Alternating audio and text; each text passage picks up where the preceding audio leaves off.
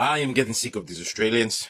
They keep talking about how our team, the PNG Chiefs, are getting an unfair advantage, that the NRL is allowing our team to get an unfair advantage.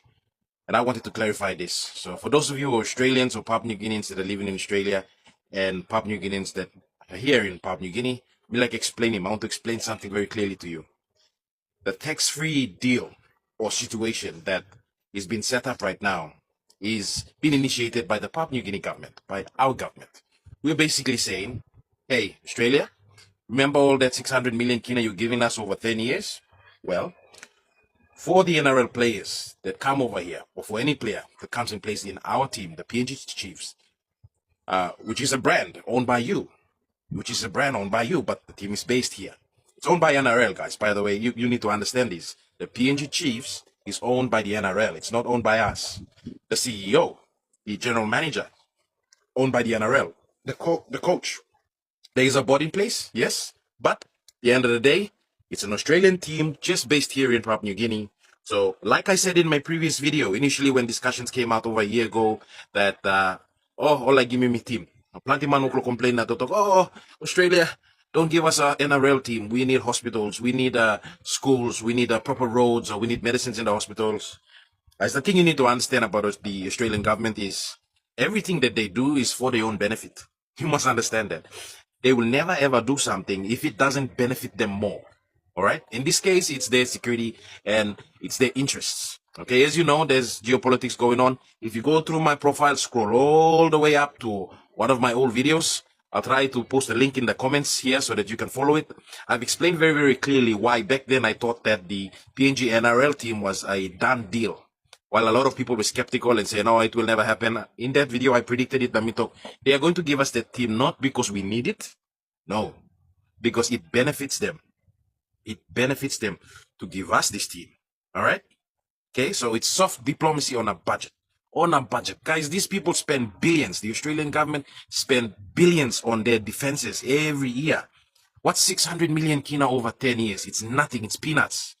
They're getting diplomacy. They're getting our support. They're getting our favor. They're indirectly getting control over our politicians through our obsession as voters of these politicians. Mind you, we're obsessed with rugby league. How are we going to view James Murphy after this? Most of the population that votes is uneducated and illiterate. You must understand this. The time of looking at hey, this government gave us an NRL team. Guess what? It carries favor. Remember, most of you people who are here on TikTok and Facebook, that spend a lot of time on TikTok and Facebook, you are not the people that vote. You are not the people that vote. Okay, I wouldn't consider myself part of the lower class, but because of my background, because of my interest in public policy, political science, because of where I come from, I am heavily involved in politics. I go and vote every election. I do not miss an election. Local level government, national government election. My family, me political man. I come from Rigo, as some of you may know. My family has been big in public service, government service, and we're passionate about this because that's just the way we are. I've been raised this way.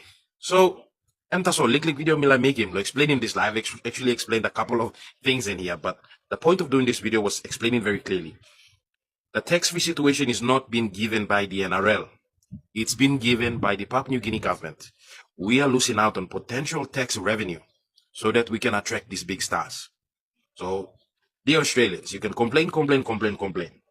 If you want your team to have an advantage, you tell your Australian government, fans of Brisbane Broncos, fans of New Zealand Warriors, tell your government, the New Zealand government, give your Warriors team salaries, those players, those employees, do not tax their salaries, and then you can get better players. Simple. Also, Brisbane Broncos, Sydney Roosters, tell the Australian federal government, do not tax the salaries of those Australian players in that team. Because the PNG government did this for the PNG Chiefs. Okay? We are losing out on tax revenue to attract better players. Now, this will disadvantage our government. It will disadvantage our people because that is tax revenue lost. You must understand this. By the NRL, the Australian federal government, they are not the ones that signed off. They are not disadvantaged. The Australian government is laughing. They gave us the money. And we are turning around and giving their players, their citizens who are going to be playing for our team, well, their team based in our country, our city, Port Moresby, we're giving them tax-free money. Tax-free money. But anyway, look, I am no sporting expert, but if it's one thing that I know, it's political science, public policy, diplomacy. It's my background. Me and of course security. And these guys spend billions. Like I said, they spend billions on their defense. Spend billions. They buy nuclear submarines, my friend. That 600 million kina over 10 years, which I don't know, equates to, I don't know, to the math. It's not much. It's not much. Or submarine, will budget blow also in excess of 1 billion Australian dollars on their defense budget every year in Australia. And they're only giving us a fraction of that. Worse even, spread over 10 years. Anyway, over to you.